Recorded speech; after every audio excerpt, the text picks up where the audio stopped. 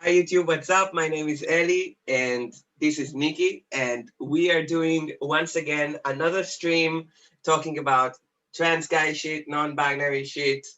Um, let's start with introducing who we are. So I'm Eli, I'm a non-binary trans guy, for lack of a better word. I come from Israel. I've spent the last 4 years transitioning and 2.5 years of this in Spain. Niki, you go. I've spent the past 2 years transitioning, the past 1.5 years medically of that. I'm Greek German, I live in Germany, so this is where my transition has taken place.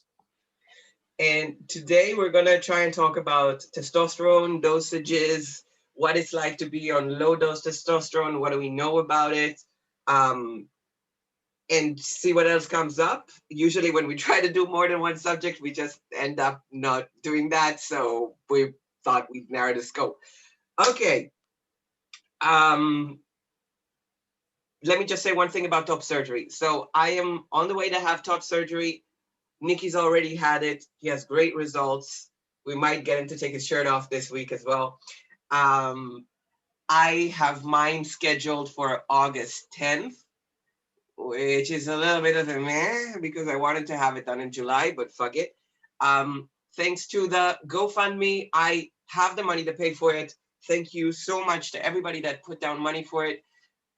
Whatever donation that you want to put from now on is going to go towards the month that I'm going to be sitting at home twiddling my thumbs and not being able to work. So that would be very much appreciated as well. And with that said, low dose testosterone. I so You want to go first? You've been on T longer? yeah, I've been on testosterone 4 years this month. I started on the 26th of June 2017. And when I started in June 2017, I started on a really low dose. Like I started on the lowest dose of anybody that I know. Yeah. I remember I got the first packet of testosterone gel. It was kind of easy to get testosterone gel. I have a video explaining how I did it in Israel. I basically went to the doctor and I said, "Can I get some testosterone?" She looked at me once and she said, "Yes." She's like, "That doesn't get any gayer than you, and frankly, you shouldn't be allowed to have tits anyway." So, oh shit! Trigger warning: we curse. We talk about anatomy and anatomical terms. So if the words that describe the feminine physique and reproduction system and anatomy bother you, this might not be the video for you. If obscenities bother you, it might not be the videos for you. I'm not really in the habit of changing the way I speak in order to fit a particular crowd. Also, I think that if you don't like this particular channel, there's a lot of other ones out there. Yeah. Okay. So, I went on low dose testosterone starting with gel. And the reason I wanted to go on gel was because when I started, I was really, really, really, really insecure about how much do I want to take and how long do I want to be on it. And I still identified somewhat as a woman in a sense. And I think the leading thought in my head when I started was, how far can I push this and still be counted as a woman if I wanted to, if I needed to. So I got that little bag of 25 milligrams. Let's see if I think I have one around, but I don't know how interesting it is. Anyway, it's a little bag of 25 milligrams of gel. And what I did is I vacuum sealed that sucker and I applied it over the course of a week. Now, something that sometimes people don't know about testosterone, like I have this one friend who started putting on testosterone without endocrinological guidance. So he just got the shit from someone and started putting it on. And I asked him, like, how much are you on? And he said 25 milligrams a week. So I said, like, is that like 6 or 7 a day? And he's like, no, once a week I put on a bag of testosterone. I'm like, something that I think is very important to get clear when you're applying like a medicine or you're taking a pharmaceutical is to actually read what is the proper dosage and how far between like should the applications be. This kind of testosterone, the gel, it's actually something that wears off in the body in over the course of a day and a half or 2 days, I think. So if you're only putting it on once a week or once every 3 days, you're actually taking through your body through a roller coaster of testosterone cycling. Now, testosterone is not a hormone that your body is meant to cycle. You're supposed to have a pretty steady level. I'm not a doctor, I'm a physical therapist, I'm not an endocrinologist. Everything I say from like street knowledge of being on the stuff and speaking to people, some of them doctors, some of them not, but I'm not gonna pretend that my knowledge on the field is professional. So if you want to get like a better opinion, or if you think I'm wrong, like go with whatever has more authority to you. So as far as I know, if you're on gel, you definitely should not be applying it in spaces larger than every day. Like basically you're supposed to put on something every day. And if you want to be on a low dose, then just make it a low dose. You know, like there's nothing stopping you from putting on 5 milligrams every day. No. Or the more or less equivalent of 5 milligrams. Like if you got it like 5 one day and 9 the next, I don't think your body's gonna freak out and break out, you know, in like zits and stuff. But don't put it once a week. Okay. I'm gonna add real quick here. I'll be speaking about my dosages soon, but what you said immediately brought back a memory that this was the first question I asked my endocrinologist. Because in Germany we had trouble getting some sizes of was the sachets, was the packages of testosterone. Mm-hmm. And you could only get a higher dose than what I would have started on at the time. This was before Corona. And I asked because of that.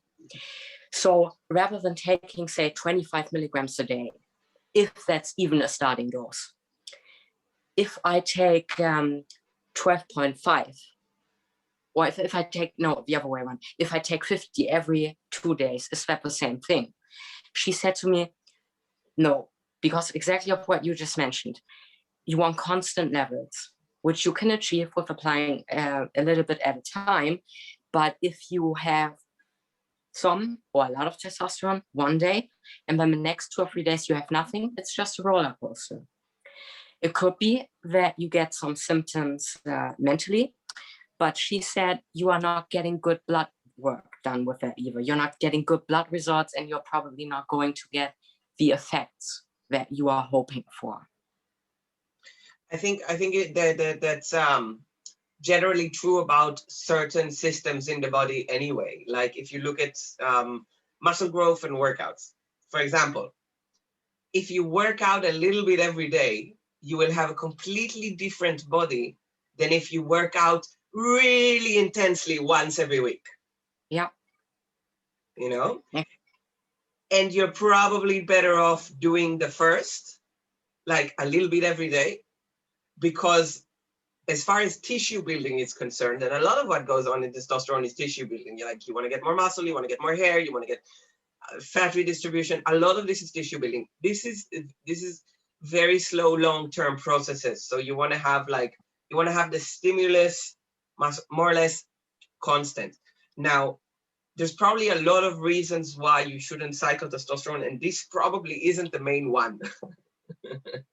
But keep it in mind. I see a lot of people going on testosterone because they want to have fat redistribution to a certain extent. They want to have a voice drop to a certain extent. They want to have muscle growth to a certain extent. You can't get these things on a one-off. Like you can't.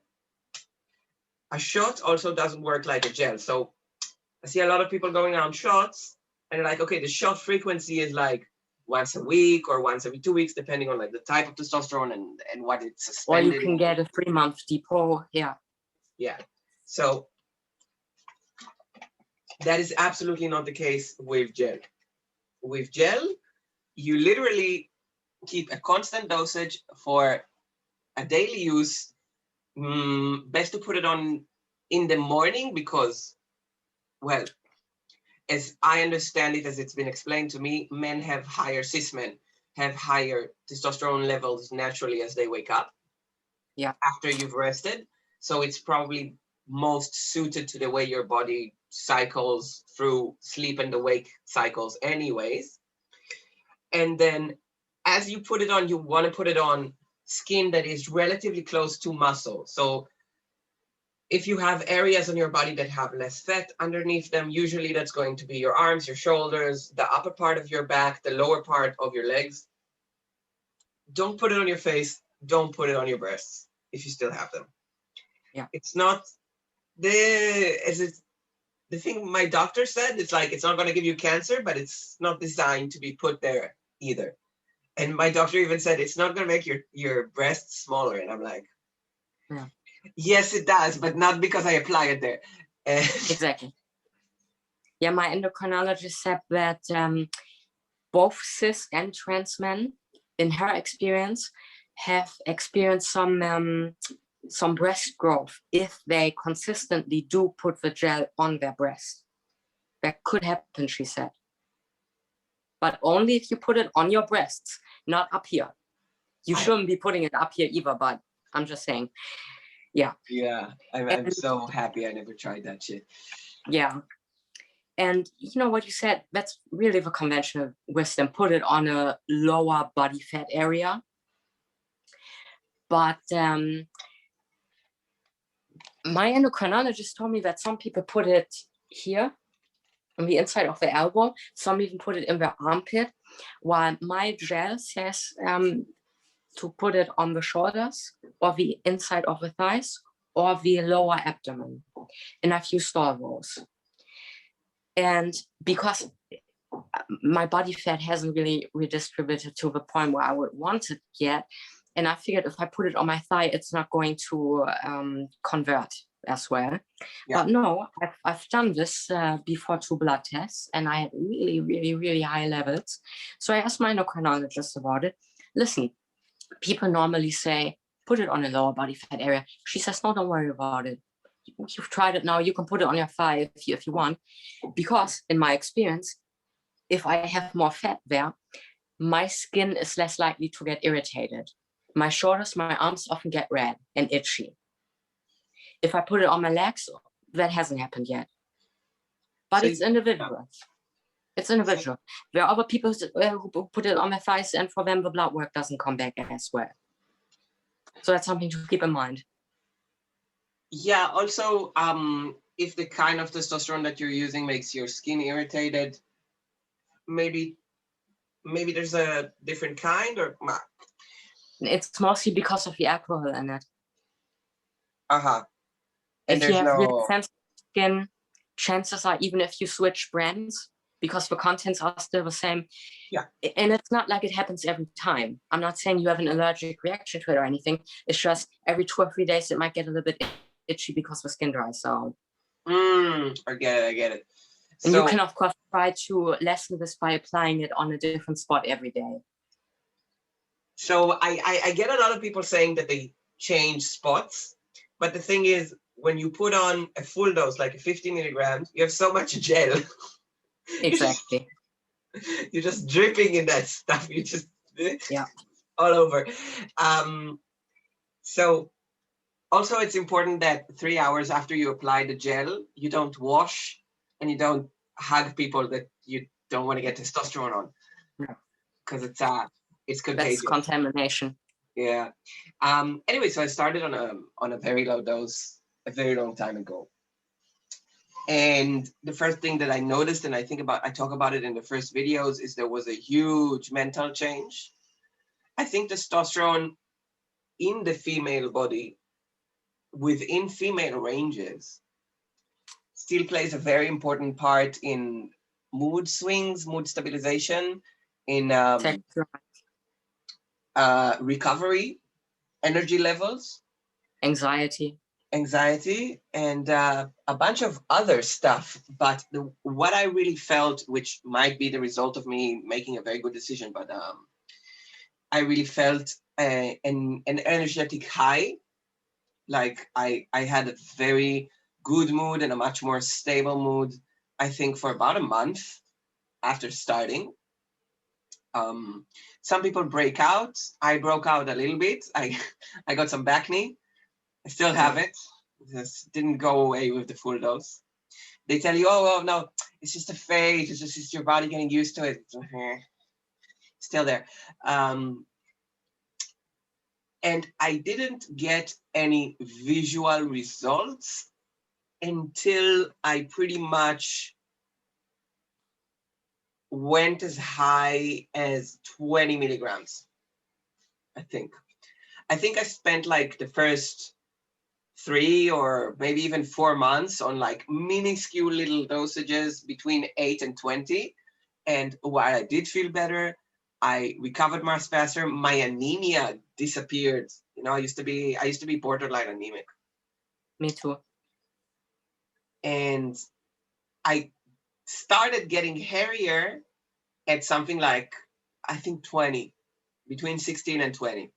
And the first thing that started to happen is I got thicker hair on my legs, which my legs are pretty hairy now. Like a snake. You know?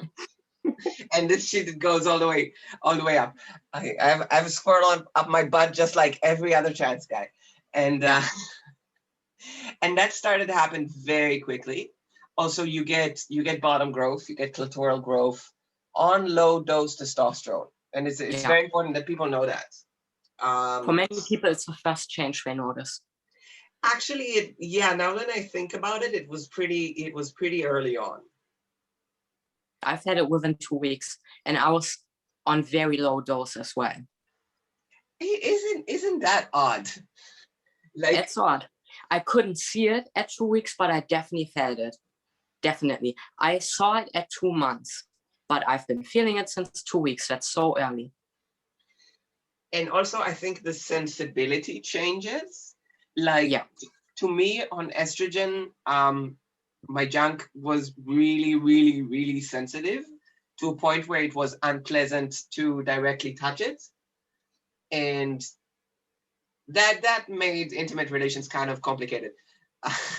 And as I started taking testosterone, it actually, the sensitivity kind of went down.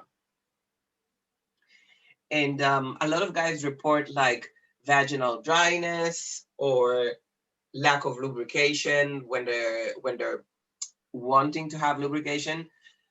And not only did that not happen to me, it was the other way around. When I started low dose testosterone, before I started low dose testosterone, it's not like it's not like I had a dryness problem, but I did find that it was a lot easier on testosterone. By the way, it still is. Like, I understand that things like vaginal wall atrophy and reproductive system problems are a thing on testosterone, but I'm lucky enough to have avoided it myself.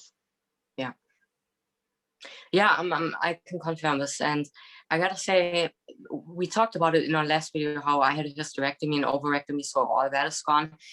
I'm bringing this up now because some of the lubrication you get when you are sexually aroused is not just vaginal fluid, but also cervical fluid. So the idea is maybe after that surgery, you have the atrophy or dryness problems. No, I haven't. This is completely TMI. I'm sorry, but no. I don't think it's TMI. You know, I think people really want to know these things, and I think it's not talked about enough. And if it's TMI for anybody, like, I'm sorry, didn't mean to. So that was. We also gotta say though, I've been on testosterone for a short time. You for much longer. There are people who've been on T for 20, 30, 40 years. They might have different experiences. Yeah. Maybe this is an issue that pops up after 10 or 20 years is what I'm saying. Could be. Keep that in mind. Plus 10 or 20 years down the line, you're also 10 or 20 years older. And for me, 10 or 20 years older would put me in the 50 to 50 plus, you know? And a lot of people who have female reproductive systems experience trouble with them as they arrive at that age, more or less. Some of it. How old were you when you started here? I was 30, I coming on was 31. 27. Yeah, same range. It's like my body physically picked as a female body, and then I put testosterone on top of that. And look at me, I'm out of the frame. I kind of feel lucky in the sense that, okay, I didn't transition very young, you know? Yeah. I'm never going to get that transition at 13 voice, you know? Mm. Not going to get that height that I might have genetically gotten. Like all my brothers are like super tall. But I did get to the point in my life where I was supposed to start to physically decline. And instead, I'm doing a second puberty. And I will Yeah. start physically declining about 6 to 10 years older than genetically programmed. So that's pretty cool, you know? You could also argue, because trans people are able to, I mean, cis people too, if they're on TRT is what I'm saying. We are able to keep our hormone level so constant. Yeah. And they keep declining, especially testosterone levels keep declining the older you get. But as a trans guy, as a non-binary person, there's nothing speaking against keeping them high. You're probably not going to get any adverse health reactions. So maybe we're not declining so soon is what I'm saying. You know, maybe on TRT, you still feel 16 when you're 60. I don't know. Like, I hope cis people never hear about this because they'll come for us with pitchforks. Yeah, exactly. You know? This is something that I keep thinking about, Ellie, because I wish I had the means to transition sooner. For me, it wasn't that I wasn't sure about it. I just didn't have the means to. And I told you this before. I said it to my coach, who's one of my closest friends. The best time to transition was 20 years ago. The second best time is now. So I took that opportunity the second it presented itself to me. And every time I feel sad about all this time that I feel I've lost, all this time that I've been so uncomfortable in my body, I think one of the upsides is I have constant hormone levels throughout my life, you know, and I won't get massive fucking man tits because all the tissue has been removed. All my cis friends in their 30s and their 40s have man tits. All of them, no matter what their weight is like, no matter what the body fat level's like. And I won't have that, you know, it's flat or it's muscular, but it won't get chubby. because Isn't you that don't have fantastic? any fat cells there. Wow. It's almost worth having tits. Yeah, I wouldn't go that far, but yeah. Yeah. Okay, so we were talking about non-binary, and you really hit like a very interesting chord, which I think is regret about transitioning and not transitioning. So I want to say something about that, and then I'll go back to like the testosterone, the numbers talk, you know, that I'm sure a lot of people click here in order to hear.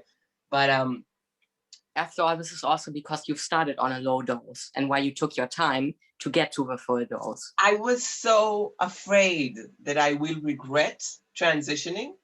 And this is the main reason that I started on such a low dose and that I started on gel and that I didn't go for shots. And I'm sorry, like the camera is bouncing. I'm touching the table. I shouldn't be touching the table. And what I've come to understand after all this time is the only thing I regret is not doing it sooner. Mm. You know, I mean, regret for me is the understanding that I would have been much better had I done X. Yeah. And that I put myself through a lot of needless suffering not doing it. You know, all these years that I spent like basically doing what the radical feminists like the TERFs want you to do. They're like, look for a solution within yourself that's not gender transition to be at peace with your body. I basically did that, you know, like I read everything gender related that I could, and I tried to change the framework, and I explored a lot of kind of anything that you could internally do to be at peace with your gender. I think I did it. And I also did a fair amount of things that weren't so healthy to try and get okay with my gender, like just push that shit down, or dress femme anyway because expectations. And I had this fear when I went on low dose testosterone that I will end up on full dose and then one day wake up and realize I don't want to be on full dose. Mm. Because a lot of the trans guys that I saw, and the non-binary people that did not define themselves as trans guys and still do, who went on testosterone, did one of two things. They either went full dose or they went off. Nobody stayed on low dose testosterone for a significant amount of time. Agreed, yeah. And there I was trying to like calculate, okay, what was the lowest dose I could be on for the longest amount of time, you know? And Yeah. I was really aiming for something in the middle that could equally be read as male or female. It was really important to me that whatever point I got to, I could definitely be read as male and maybe be read as female, Mm-hmm. you know? I think I even got a comment on it at a later stage. It's like, testosterone is making your brain want more testosterone. And I remember. Yeah, and I made a reply video to it because it even though it was a very superficial comment, very stupid comment, it does hit a chord with me internally because it is a fear that I harbored. I don't know. Did you ever think anything along that line? Did you ever worry that you might regret? Like, why did you start on a low dose? That's such a complex topic for me, really, because I was in a different position from you, Matt. I never tried to be feminine.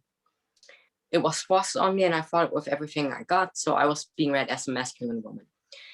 Like you said, I tried to make it work, not because I felt I had to, but because back then I didn't have any legal or medical means out of it.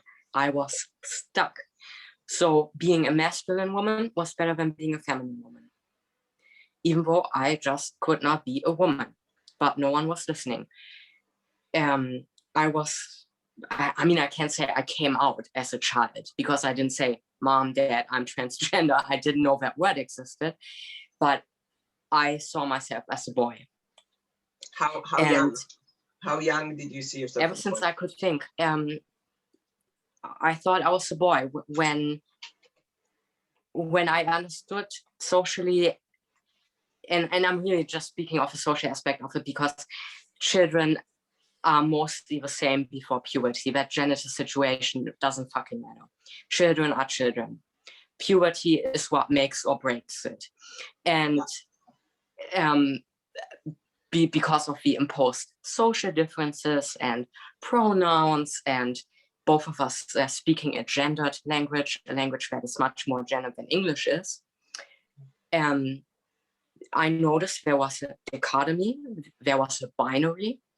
You were not allowed to fall out of it, but you were also not supposed to go to the other end of it. Like, you were born a girl, so you had to be a girl. And ever since I was in kindergarten, ever since I was in elementary school, I thought, okay, if there's boys and girls, then I'm a boy. And that wasn't well received at all by my family and by school and whatnot. So yeah. Did you actually tell them? Yeah. I introduced myself as a boy. And other people corrected me. My parents could, no, that's our daughter. No, that's a girl. The teacher said, no, you're a girl. And the other kids didn't notice this until one of the adults or one of the other kids said, no, that's actually a girl. And then they didn't want to have anything to do with me any longer. But before that, I was passing as a boy because I, for example, always wore boys' clothing, you know? You can't really tell other than by clothes for kids. Why did I go on a low dose? Well, I've been thinking about this for a long time, really, if maybe I have some internalized transphobia due to, on one hand, vocalizing so early who I feel I am, but the outside world not letting me. And I think that this might be something similar to coming out as bisexual before you come out as gay, because you feel it softens the blow, even though you personally know you're not bi. You're hard this, hard that. You're hard hetero, you're hard homo, but you are not bi. And I guess the argument could be made that some people use a non-binary identity as a stepping stone to identifying later on, like ContraPoints did, for example, as a trans woman or as a trans guy. I don't know, I can't tell you. For me, it was also a physical aspect. I'm very hypersensitive to some medications. I've had problems with migraines, with fluctuating hormone levels, with epilepsy. And I was thinking, if I go on the lowest dose possible, I can grow into that and I can listen to my body. And, you know, beyond transitioning socially, just seeing what does this do to my brain? How does it feel? And headaches and migraines were a very big issue, were a very big concern for me. And I'm so lucky to say, ever since I've been on TRT, I haven't had a single migraine and I hadn't had a single seizure. And my tension headaches have gotten way better too. Yeah. That's just my experience. And my endocrinologist said to me, listen, normally we would tell you to go on 30 grams of this and that. I'm going to show you what medication I use in a second so you can visualize this. The starting dose would be 30 milligrams. I said to her, I want to start low because of what I just told you. She said, perfectly fine. One pump is 10 milligrams. We're going to start you on 10. Then after a couple of weeks, you go up to 20, then to 30 maybe. Then she said, the alternative is that you get shots. You mentioned this briefly. So you have a subcutaneous injection, which you put into your fat layer, and that you do twice a week, once a week, or every 2 weeks typically. She said to me, she thinks that's too much of a hormonal roller coaster, and it's also very expensive where I live. Uh-huh. The other thing is an intramuscular injection, which goes into the muscle. And you do that every 10 to 14 weeks typically. That's exactly what I wanted to avoid in case my migraines get worse. Yeah. That's why I didn't go on a shot. Yeah. And I want to have a constant hormone level. And you can't do that with a depot shot. So what I use is called testosterone. And this is concentrated a little bit higher. This is concentrated at 2%. So rather than getting a pump of 12.5 milligrams, you get 10 milligrams. This means if you need to be on a high dose, you can do so with less gel. But if you want to be on a really low dose, this is lower than what you would get in both the sachets and whatnot and in the other bottles. Testosterone. There's also Testotop, Testim, Testogel, Testavan, Androgel, Testogel, you know, they have different concentrations. So like I said, this is 2%. The other ones are at 1.6%, 2.5%.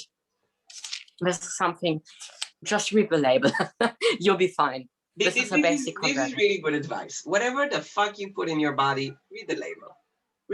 You wouldn't believe how many times. Ask someone who does. You know? You wouldn't believe how many times we have people in the self-help groups, in the internet groups on Reddit who say, I'm on testosterone. And someone asks, what dose? And they go, I don't know. Well, if you don't know. You're completely entitled to not know your dose if you're treated by a doctor who tracks your hormone levels and you're healthy and you're happy. Yeah. You're allowed to be a dumbass. It's not morally bad. Yeah. However, most of the guys I know who are on low dose are freestyling it. True. So when you do your own, you don't get the luxury of being a dumbass. You don't get to not read the leaflet. You don't get to not understand percentages. Yeah. Exactly. Work that shit through. Like find a friend who's a math teacher and work that shit through. Like understand how much you're supposed to apply it correctly, get your blood levels down, understand what is the norm, and go by where you want to be on the norm and make sure that you're healthy. So now I want to talk about like a little bit, I want to talk about like the norm, right? So there is a norm for female ranges of testosterone because females have testosterone, and there's a norm for male ranges of testosterone, and there's a kind of a no man's land in the middle. So me and my dumb brain, when we started this, we decided that this zone between the sexes biologically, levels of testosterone that are distributed naturally, that I want to be in the middle. Now, this is dumb for two reasons. One, you might not be able to control that. Like, it doesn't matter how much testosterone you put in your body, it's not a linear relationship between how much you take and what your blood levels are. And that's really important. The second thing, there is not a linear relationship between the levels that you have in your blood and the manifestation that you see in your body, or the kinds of changes or the speed of changes. So I wouldn't get too attached to the numbers. What are the numbers meaningful for? They're meaningful for two things. First of all, they're meaningful for you to understand the relationship between the testosterone you take, the blood levels you have, and the results that you do get, because that relationship is going to get pretty constant. It can vary from individual to individual. In fact, it does, but it's not likely to vary so much for you. Whatever it is that you get on an X dose, you'll probably get more in an X plus more, you know? So it's important that you know your blood levels, that you know your dosage, and that you know your application. That's the first thing. And the second thing is that you can actually go too high or too low. Like, too low can happen if you've been applying exogenous hormones, that is, taking hormones into your body that your body doesn't produce by itself. And then you cold turkey stop. And the longer that you've actually been on replacement therapy, that is, that you've been taking the stuff, that's more likely, and the higher the dose, that's more likely that your body is going to shut down the autonomous production, because your body has kind of like very delicate machinery that's supposed to be monitoring the levels of testosterone, of androgens in your blood. And as soon as the blood levels go over what your body considers to be normal levels for you, which if you were assigned female at birth, probably within the female range, then your body's going to shut off autonomous testosterone production, which means that if you come off sharply from using testosterone, you might actually dip lower than you had been originally. This sucks. This really sucks. And it isn't seen as much of an issue if it happens to people assigned female at birth than if it does with people assigned male at birth, because no one cares about testosterone in women, regardless of how important it is for their well-being, you know? So I actually had very low testosterone as a woman. Me too. I always want to like read the paper about, is there any kind of connection between low dose testosterone and, I would like to say, expression? Because you always get these like masculine presenting women who claim to have high testosterone. And then I was one of them, and I was like, I had extremely low levels of testosterone actually at the time. So I'm like, a part of me when I got on testosterone was wondering if it's my body trying to rectify, like, it's a stupid thought, like, but you know how kids sometimes when they're low on like vitamins or something, they eat like stuff that's not actually nutritious in order to replenish the vitamins. So I was like, my body wants this, but it's actually probably in the head, not seeing. Yeah. So anyways, until that study is done and this proves me completely, I'm gonna keep wondering about my stupid hypothesis that, yeah. Anyways, This is a hilarious point because I was so masculine and I had low testosterone levels most of the time. And I was doing what people call high testosterone activities, right? Like powerlifting, skateboarding, BMX, being a pig in general. Yeah, forget about it. I think it's like the up and down when you do these things is so minor, you know? There's like, Yeah. they say that testosterone spikes if you win something. Mm. I took one of those stupid pre-testosterone supplements, you know, something called Testo Jack that comes in a tub, in like a plastic tub, like the protein. And I'm like, I was so desperate to get any kind of effect that I like took photos of my eyebrows for a month to see if there was anything involved. Yeah. Yeah, that didn't work. So you guys, if you're not understanding this, that doesn't work. Disclaimer, that does not work. Too good to be true. None of these things work. If there's not if it's not black market hormones or it comes from a pharmacy, it's not testosterone and it's not going to change anything. We've tried. Trust us, guys. We've tried. We've tried. I've bought black market testosterone myself. We're going to get to that in a minute. So yeah. The dangerous part about doing your own testosterone levels is that you could get too high. And the thing about getting too high is that it actually is life-threatening. And this is why you need to at least be doing regular blood works, even if you don't have a doctor that reviews them. And this is why you need to understand a little bit about hemoglobin and a little bit about blood levels of testosterone. I've made my own experience with that too last year. I'm going to tell you about this when I read my blood levels to you. Oh, yeah. And this will showcase that when we say something like low dose or standard dose testosterone, guys, that doesn't mean much. It's dependent on how your body absorbs it. There isn't anything like a low dose registered trademark because someone might not have any changes on a high dose relatively, and the next person has super high levels on a very low dose. The next person medium levels, but a lot of changes. This keeps going. So don't be tempted to, create this image in your head.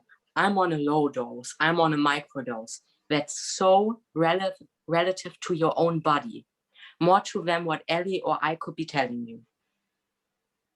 And you really want to be in attention to that because you taking the dose I take is not going to give you the body I got. And me taking the dose you take is not going to give me the body you got because it doesn't work that exactly. How long have you been on a full dose now? I have been on a full dose for a year and a half. I want to say 2 years. And that's 50? That's 50 milligrams of testosterone gel. You know what? I'm going to go and get one of those little packets. Okay, so go ahead and tell the folks watching something interesting while I disappear discreetly. Oh, wow. That's really putting me on the spot. Okay, guys. I'm going to tell you, because I wrote this down, there are different units of measurement, depending on country, I'm sure, but also really from lab to lab. So my endocrinologist measures my testosterone with nanomoles per liter. There's also nanograms per milliliter and nanograms per deciliter. So this is something you have to keep in mind, that 1 nanomole per liter is 3.5, and this converts this converts to 1 nanogram per milliliter, and this converts to 100 nanograms per deciliter, all that. I'm going to read this to you with the levels because it gets way too confusing otherwise. Or host this back. Hi. So I have 3 testosterone packets. These 2 are from Israel, and this one is from Spain. So we're going to go over very quickly. This is the smallest one I ever seen. It's in Hebrew. Look, Testomax. This is called Testomax. It has 25 milligrams of testosterone, well, 25 milligrams or 2.5 grams of testosterone. External use only. And it has the stuff suspended in gel. Now, I'm not actually sure how much this weighs, and it's not really important. The important part is how much testosterone is in it. So the active ingredient that is testosterone is 2.5 grams or 25 milligrams in the small packet. And this is the packet that I would use. This is actually exactly is the same as the packet that I would spread out over a week when I just started. And this baby is the larger one. This one is 50. So it has 5 grams of testosterone, active ingredient, or 15 milligrams. And oh, it's flammable. I don't know why that makes me feel a lot better. And this one is the Spanish one. So it says testosterona uso cutáneo. It's the same thing exactly. Yeah. And 50 milligrams of gel, 5 grams of testosterone per sobre, which is the bag. And yeah, there's a bunch of other ingredients. So even though there is a lot less gel here than here, like this packet has a lot more gel in it. This one is actually, it doesn't just look smaller. It is smaller. It's the same dosage. Yeah. Okay, so that's one thing. What else was we going to? Okay, so why is it dangerous to have overly high testosterone levels? Do you want to take that? Sure. I was on what you would call a standard dose, right? A full dose. And then it turns out that I'm so sensitive, or at least I was at the time, to testosterone absorption, that I had super high blood levels, super high testosterone levels, like 9.9, right?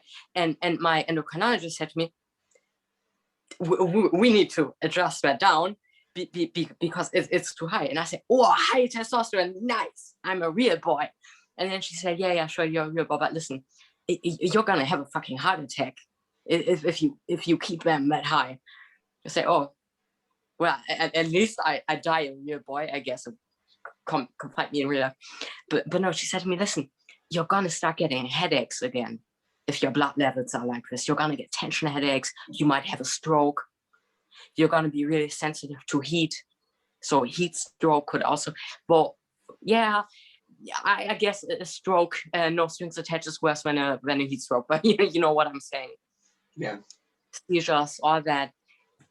You just have an up risk of that, but most of it, she said, is like cardiac issues, so, cardiac arrest, heart attack. It is an elevated risk for all of these things, and it's very real and it's very important. And one more thing that I'm going to stack onto the pile is blood clots. Yes. So the relationship of your blood levels with hemoglobin runs from anemia, which is having very low levels of oxygen binding cells in your blood, all the way up to, I want to say, I don't remember what the term is. It's like thrombosis something. Okay, so I know what you mean. Yeah, so you can have too little hemoglobin and you can have too much hemoglobin. And what happens when you have too much hemoglobin in your blood is actually, the consistency changes and it's very thick. You know how they prick your finger when you go to donate blood and then they tell you the number between supposedly 11 and 16? Some people have it as low as 8. Most people, and when you have 8 units of hemoglobin per whatever it is that they use it against, you are so lightheaded you cannot stand. And it's a good thing to be between 11 and 15, or at the highest 16 of those units. Now, these are standard units. I don't remember them correctly, but most doctors all over the world use the same one. So I feel comfortable just saying the numbers. As you take testosterone, these levels go up, and they don't go up linearly. They can jump. Okay. And as they pass like the 16 mark, this is when it starts to become dangerous, because what happens is that your blood is actually thicker and it tends to clot more. And when you have a blood clot forming anywhere in your body, it could travel to your heart and cause a heart attack, to your lungs and obstruct the lungs so you can't breathe, or go up to your brain and give you a stroke. And even if it doesn't do that, even if it just stays in your extremities, a very common place for that to happen is like the lower leg, the shin. Even if you have a small vessel blood obstruction in your lower limb, that could end up terrible pain, damages to the limb, not necessarily rehabilitation. Like, you can have permanent damage, death, and a lot of suffering from this. Long story short, don't ever go too high on your testosterone levels. That's also why people, regardless of whether they're trans or cis, if they have high testosterone, frequent blood donations, or if you live in a place where they don't let you donate blood on basis of you being trans, you just go to your doctor and you say, please draw some blood, and then they throw that away. But this is a solution that many people with higher testosterone levels, and I'm not just talking about by TRT, but cis men who naturally have higher levels and can't get them down, they frequently get blood drawn. Yeah, there is a condition of like, I don't remember the name of the condition, but it can occur naturally in men and women, that they just have very high levels of hemoglobin in their blood, and they have this problem, and they actually, the thing to do, like the way to resolve it is, as you said, a blood donation. Yes. So the most common question I get when I say this is, okay, bodybuilders take crazy amounts of testosterone and they don't get this and they don't die. So how does that work? So the first thing is, sometimes they do and sometimes they die. Mm-hmm. And the second thing is, they don't just take testosterone, they take a whole host of performance enhancing drugs. Actually, testosterone is not a very useful drug if you just want to build muscle.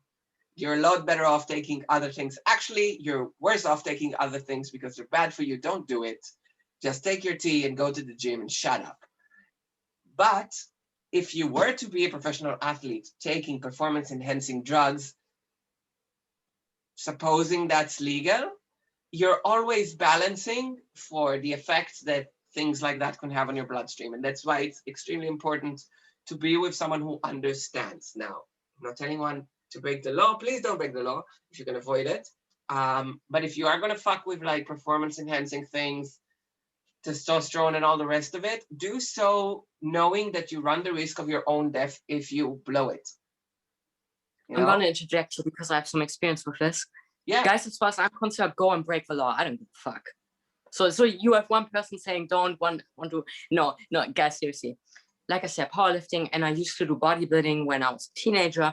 I know a lot of people who were and are on steroids. Yes, you can say, testosterone is a steroid, as in it makes you muscular. It gives you more endurance.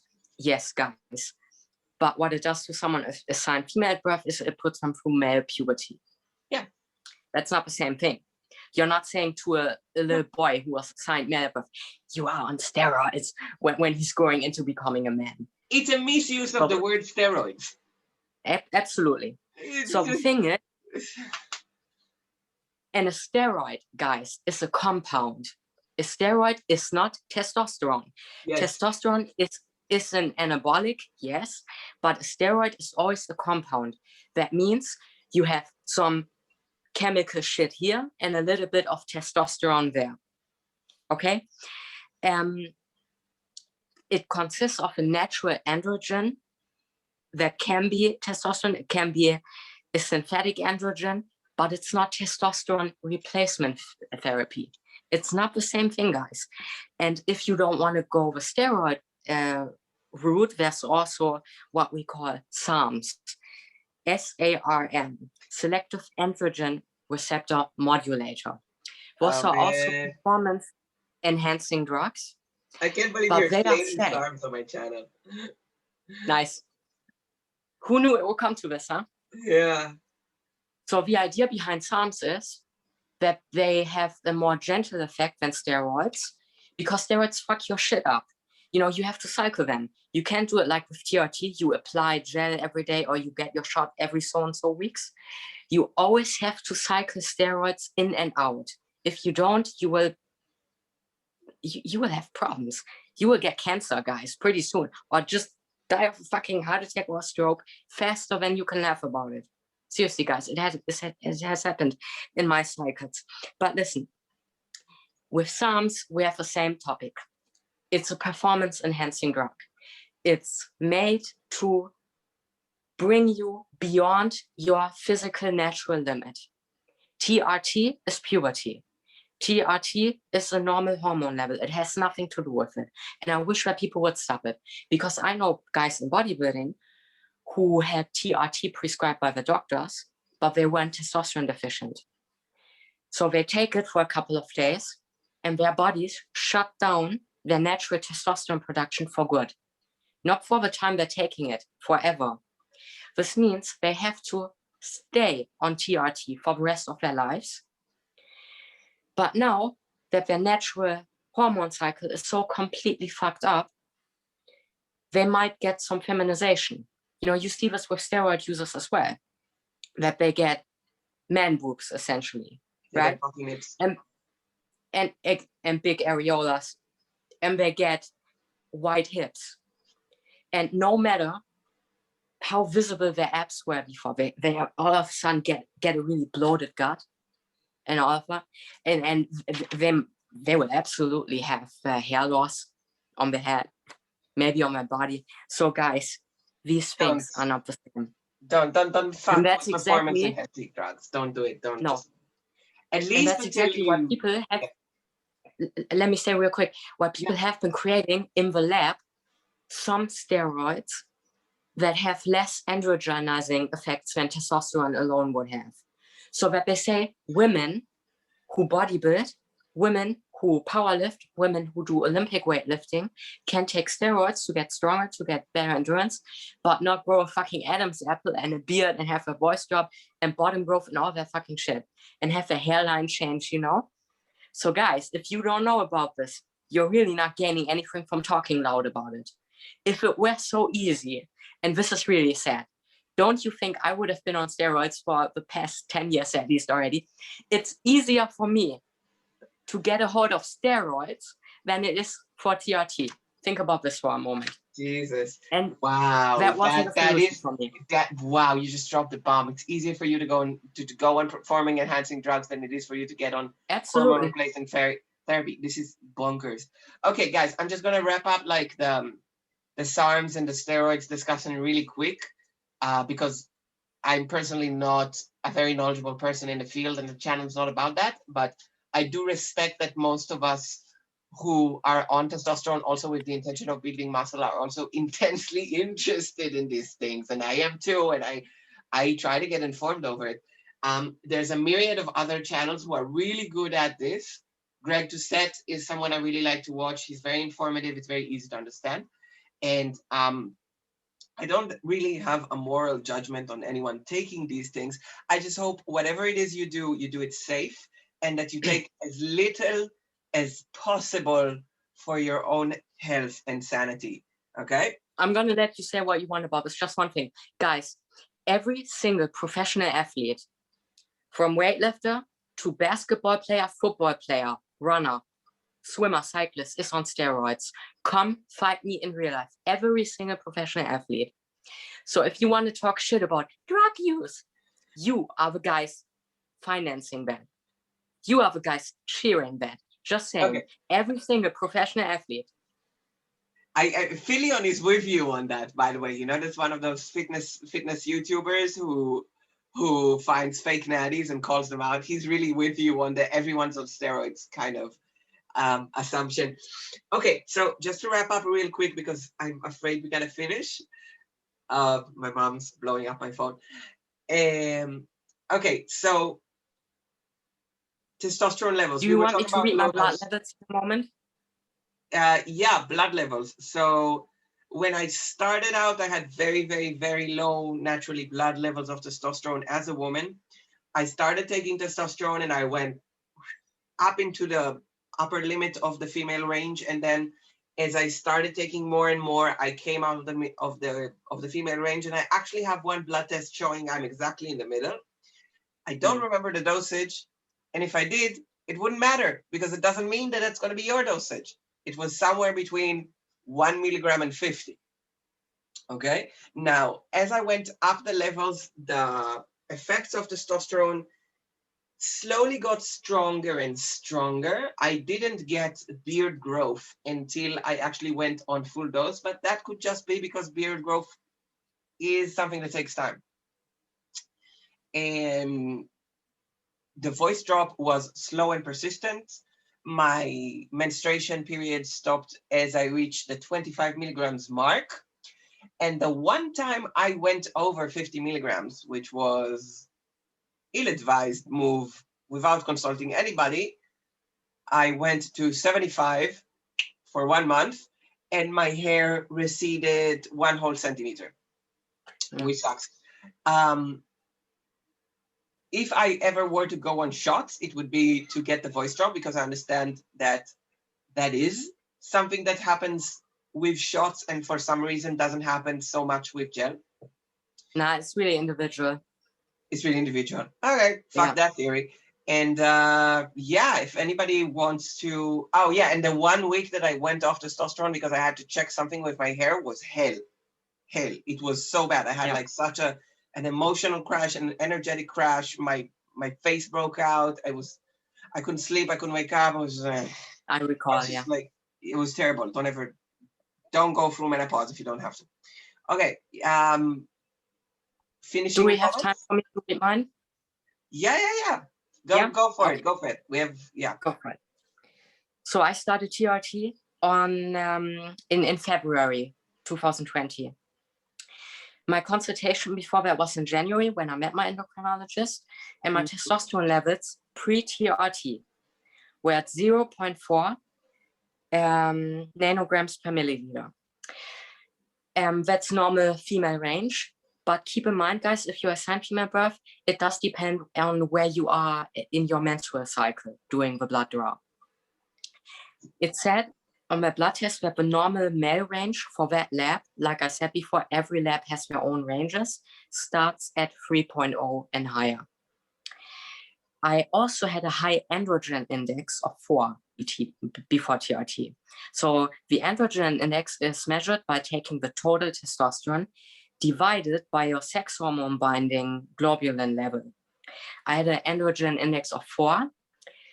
Did I have that because I had PCOS, or did I have PCOS because I had that? I don't know. But I didn't have any masculine traits physically, is what I'm saying, despite that. The day comes February 13th, 2020. Like I said, I start with my pump gel. It's the same thing that Ellie has in the sachets. It's no difference. And I go on 10 milligrams of testosterone. So that's around 12.5 for Testogel, Testotop, whatever the other gels that you can get. So like I said, it's just higher concentrated. And I stay on that until March 25th.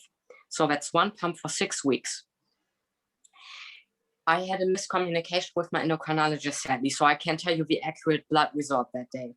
I thought that she said that morning, I'm not supposed to put gel on before the blood test. She said, no, you're supposed to put it on right before the blood test.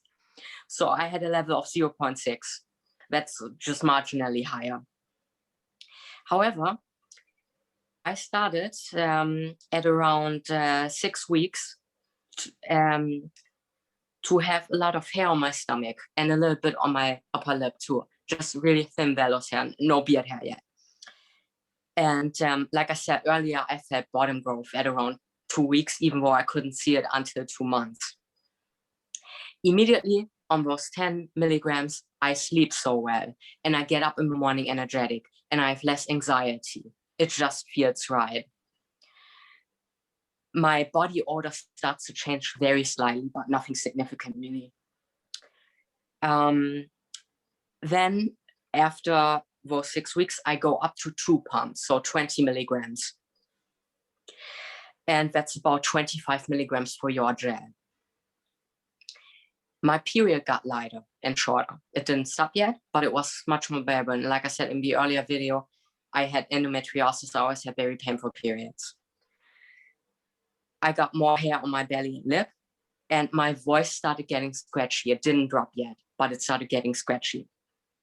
And I had to cough a lot to clear that, right? And at around the time I could see my bottom growth at around 2 months, it also started getting a little bit numb, you know, but the sensations were changing. And I started, this is super TMI, I started growing foreskin, so I had to move that back and clean under that. It's ridiculous. No one ever tells you that happens, but of course it does. You're gonna grow a little baby dick. That's so true. With all that entails. And that's something I didn't know because I never was comfortable with my genetics before. I thought, what if bottom growth makes me uncomfortable? But ever since then, ever since it happened, nice. I measure every day. No, I don't. But I'm just saying, it's something that really positively surprised me. It's helped me with dysphoria a lot. It actually is. It's surprising how much it relieves dysphoria, because it's not like you get a cis penis, you know, and you might not even be interested in a cis penis, like I'm not, you know. And it's still cool to know that your genitals are not completely female. Yeah, sure. So I'm 2 pumps for 5 weeks. Then in May 2020, I got to 3 pumps, 30 milligrams. And that's where my endocrinologist said that's probably the standard dose, the full dose, just for my specific medication. And in her experience, like we said, it does depend on your body. And I didn't have my levels at 20 milligrams because everything shut down due to Corona. So I couldn't get a blood test done, but I got one at 3 pumps, 30 milligrams. And I was on it for 13 weeks. And my levels were at 5.6. So that's really in the middle. That's a good spot to be, she said. But then in July, and this is what I meant when I said all of a sudden my levels shot up, at the same dose, they were at 9.9. And that's why my endocrinologist said, go back down to 2, please, because you might get issues with heart or stroke or whatever. I didn't feel any different between 2 or 3 pumps a day. I just felt good all around. But on 3 pumps a day, 30 milligrams, for the first time in my life, my period became irregular. But it came 2 weeks later. The next one stopped. The next one, I did not get my period for the first time in my life. That was so great. So I skipped in June and I skipped in July. What happens to me physically is my voice starts dropping to the point where people ask me, what's up with your voice? I get more hair on my stomach and also on my thighs now, right? And a little bit more on my upper lip, a little bit on my chin. So I go back down to 2 pumps a day because my blood work didn't come back perfectly. And I actually stay on this for 22 weeks, a long time. I skipped my period for a 3rd time in August. But I have PMS all this time. This is interesting. I skipped my period, no bleeding, but I had PMS. So cramps before every single time. Weird, isn't it? That's super weird. So in September, I do get my period again. And I think that had to do with stress because I was doing all the paperwork for insurance. So they cover my top surgery, my hysterectomy. I was super, super stressed. In October, I get PMS again in a full period. In November, I skip my period completely, but get PMS again. In December, I skip my period. And in November, actually, I had enough face hair to shave, a full shave. It's still very light hair. It's not as thick as yours, but it just looked like shit. So I was completely. I rocked the shit fuzz for a long time. I wouldn't shave. Yeah, I'm really proud of my fuzz and all, but I was also proud to shave for the first time and really actually have hair come off there, not just peach fuzz, you know. And during this time, it's just like my voice is dropping a little bit and I'm growing a little bit more hair, but I haven't had body fat redistribution yet. But my endurance has gone up by summer. By summer, my endurance, even though my muscle mass has not upped, my endurance is so great, guys. And I sweat a lot and I smell really bad. So yeah. This is things that happen very quickly. Like endurance goes up, sweat goes up, digestion goes up, so you go to the bathroom a lot more often. You just do. Happens to some people, yeah, it's weird. So I get the okay from insurance in December that they will cover my surgery. And my appointment was February 2nd, 2021. Considering that I had skipped the past couple of periods, but before I got them irregularly again, I figured I don't want to be in the hospital for hysterectomy or top surgery and get my period. So on January, I go up back on 3 pumps for 4 weeks just to make sure that my period does not come back, was my logic, and it worked for me. So from January to February, I go on 3 pumps, 30 milligrams, and I do not even get PMS in this time. I'm completely skipping the period. I was so happy about that, right? And all this time, guys, this 1 year that I've been on testosterone, I was at 58 kilos before, 127 pounds. And when I go to the hospital 1 year later, I'm at 63 kilos, 138 pounds. And that's because I ate a lot. I would have not gained weight had I not wanted to. But I, for the first time since puberty, got back my appetite. And that's why I kept eating a lot and I kept training very hard. And because of that, I gained a little bit of weight. You can't see it, but it's there. And I ate so fucking much and I'm so happy with it because I have an eating disorder. And for the first time in my life, I felt comfortable again eating. So that's also something that TRT has done for me. Give me a healthy relationship with food again. And it's really remarkable because during this time that I was recovering, my 3 months break I took from top surgery and bottom surgery, I did not adjust my calories down. I kept eating like 2,500 calories a day. And I'm 156 centimeters tall, that's 5'2". And I weigh so little, right? And I'm eating and eating and eating, and I'm not blowing up. And that's really nice too. That really happened to me too. Like I get people, I don't even watch my calories. I'm very bad with that stuff, but I've been pretty much at the same weight since 26 years of age. 75 kilos, give or take 1 or 2 here. But I'm eating at least double than what I used to eat. You know? It's odd. I want to go up, I want to go up in weight, but this is something I'll do after my revision. I just booked my revision for my top surgery. You asked me if I'll take my shirt off today, and I will do it to close this video in a moment. And I have dog ears, meaning a little bit of excess skin that you need that cannot be dieted or trained away. So it needs to be snipped off. Good news is it's a 10-minute procedure. And I'll be out of there. And I'm going to show you what that is in a moment. So the day after my surgery, I'm still in the hospital. I go back to 2 pumps again from 3. And I wish I could tell you my blood levels. No, but they're still in the mail. So I can tell you now that my uterus and now that my ovaries have been removed, it could be that we have to adjust my dosage. And I'm really expecting a second phase to my transition now that the estrogens are not working against the testosterone so much. Yeah. Because what can happen to you if you get testosterone from the outside, maybe the estrogen gets raised. For me, thankfully, that didn't happen, but now it can never again because I will never have estrogen levels that high again with the ovaries removed. So I just wanted to say, this is something that we need to adjust, but I can't give you the numbers right now because I'm still waiting for them to come in the mail. That's that for me about TRT. I think the only thing I can contribute in terms of numbers is the last time I checked, my blood level was 13.9 nanoliter for deci something. Yeah. Which is in the main range. It's not a very high It's not very high within the male range, but it's definitely within the male range. It's not very low either. Yeah, my lab goes from 1 to 10. Yeah, and So at actually, 9.9, they said.